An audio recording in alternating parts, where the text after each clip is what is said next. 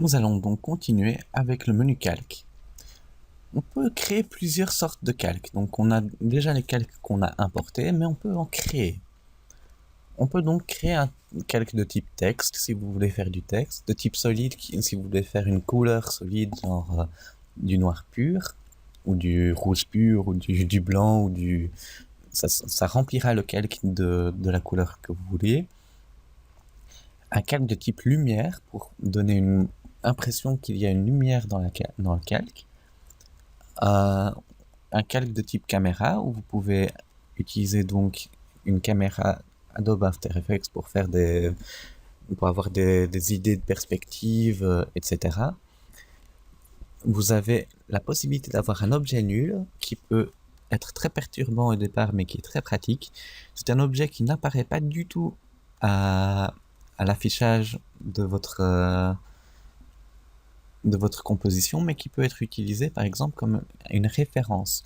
Donc vous pouvez parenter quelque chose à un objet nul pour que ça puisse le bouger juste avec l'objet nul plutôt que de bouger l'objet à l'origine. On peut créer un calque de forme qui créera par exemple un rectangle ou un polygone de n'importe quelle sorte que vous voulez. Un calque d'effet, donc c'est un calque qui fait un effet. Vous pouvez créer un fichier Adobe Photoshop, donc ça sera déjà lié à Adobe Photoshop pour travailler dessus dans After Effects et dans Photoshop simultanément. Ou un fichier de type Maxon Cinema 4D, donc pour travailler directement avec Cinema 4D. On a les paramètres de calque qu'on n'a pas là pour l'instant. On peut ouvrir le calque, donc ici j'ai par exemple le calque rose qui est sélectionné. Je peux l'ouvrir dans mon ordinateur juste directement ici. Je peux ouvrir la source de calque, faire apparaître dans l'explorateur. Donc pour retrouver exactement où se retrouve mon calque, je clique là. J'ai des options de masque, donc pour masquer certaines parties de mon image, je peux utiliser un masque. Donc par exemple pour cacher, si je veux juste montrer les roses dans mon image, je pourrais utiliser un masque pour cacher tout ce qui est en dehors des roses. J'ai des réglages pour les tracés de masques et de formes, donc je peux par exemple faire un masque de forme rectangulaire pour masquer une partie qui est rectangulaire, ou pour masquer tout ce qui n'est pas dans la sélection de ce masque-là. Et donc je peux le définir, le changer comme je veux avec des retours Bézier et des réglages de ce masque-là. Je peux choisir une qualité pour chaque calque. C'est dangereux de trop s'amuser avec ça en rendant par exemple la qualité trop complexe. Maintenant on peut mettre en ébauche par exemple ou en optimal, et en fait avec l'option optimale, After Effects va choisir tout seul exactement quelle qualité utiliser pour que ça s'affiche au plus vite. Je peux masquer les autres vidéos, afficher toutes les autres vidéos, etc. Verrouiller, voir l'audio, tout ça se retrouve là. Tout ce qui est de la géométrie, donc par exemple quand on édite un objet, on peut changer pour que ça change l'échelle, l'orientation, la rotation, l'opacité, basculer l'objet horizontalement ou verticalement, centrer la vue, etc. Les options très utiles qu'on verra au fur et à mesure également. On peut inverser le temps du calque par exemple, ou remapper le temps pour que ça prenne un peu plus longtemps, ou plutôt plus avec l'extension temporelle, ce qu'elle a. Geler l'image, donc vraiment on peut jouer avec le temps dans After Effects quand on a une vidéo. On peut faire un calque 3D, donc faire des réglages avec une perspective par exemple. Avoir un calque repère qui fait justement ça, c'est un calque et c'est un repère. On a le calque d'environnement qui permet d'avoir un environnement un tout petit peu différent de ce qu'on a à la base. On va peut-être voir ça un peu plus tard.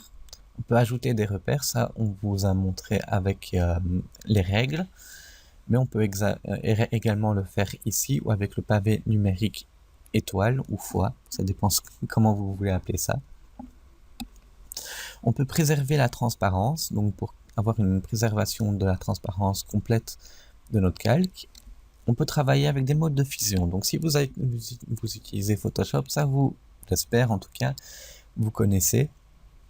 C'est les options de fusion, donc pour pouvoir faire un calque en addition par rapport à ce qu'il y a derrière.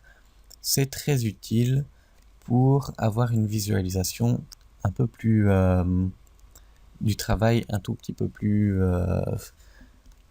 travaillé, par exemple, pour mettre en multiplier certains objets au-dessus d'autres. On verra par exemple tous les points plus sombres vont être exagérés dans votre calque. C'est très utile, croyez-moi.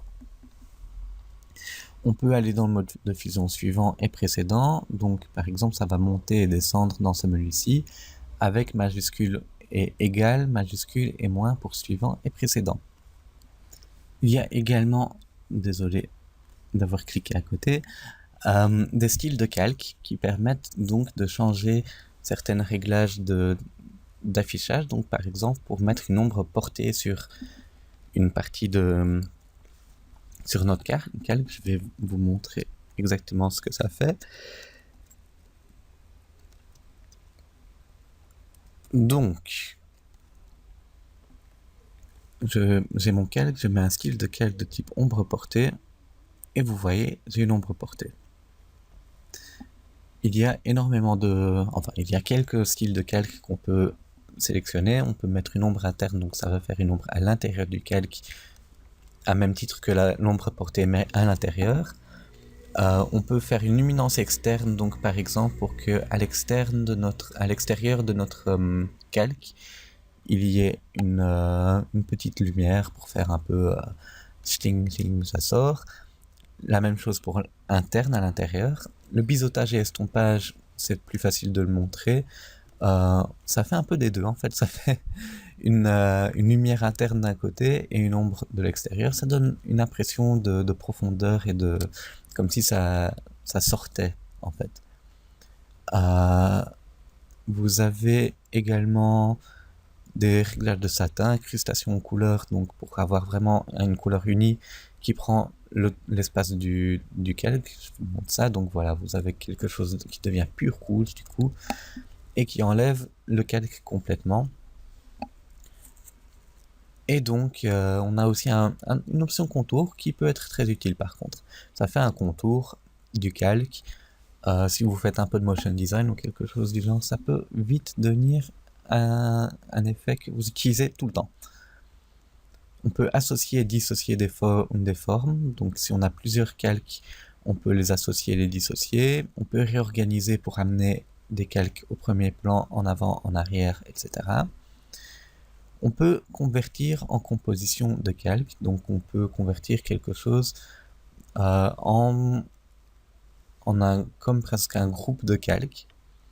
On peut créer des formes à partir du texte. Donc par exemple, si on a un texte et qu'on veut l'éditer par après, on peut le transformer comme si c'était n'importe quelle forme. Ça se gère un peu de la même manière qu'on voit dans Photoshop ou dans Illustrator, mais ça on verra peut-être un peu plus tard. On peut créer des masques à partir du texte, donc prendre un texte et le transformer en masque. On peut créer des formes à partir du calque vectoriel, donc on a un calque vectoriel, et ça devient une forme. On peut créer des caméras, donc de type système 3D stéréo par exemple, pour avoir plus de perspectives qui apparaissent. On peut faire un tracé automatique, donc pour avoir un tracé automatique, et une précomposition qui va faire une première composition, et donc qui va rendre plusieurs calques en précomposition pour que ça rende plus vite une fois qu'on a terminé avec par exemple 3 ou 4 calques pour pouvoir bien les mettre au point au plus rapidement.